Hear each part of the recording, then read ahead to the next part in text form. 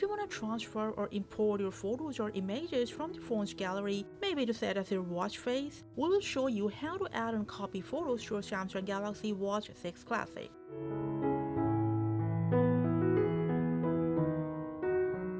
Now first of all, when you open Gallery app on your watch, only the screenshots that you took from your watch and some pre-installed photos from Samsung will be visible. Also, the screenshots will be automatically sent to your phone's gallery. Now to send your gallery's photos to your watch, go to Wearable app on your phone that's connected to your watch. From Watch Settings, scroll down to Manage Content, to Add Images, and here just add all these images or photos that you want to transfer or send from your phone to your watch.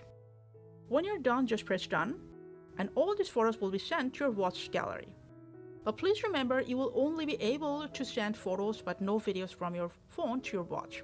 Apart from that, you can auto-sync albums, select stories to sync to your watch, and also auto-sync latest stories to your watch if you want. So that's how easily you can export any photos or images from your phone's gallery and camera roll to your Samsung Galaxy Watch 6 Classic. Thanks for watching.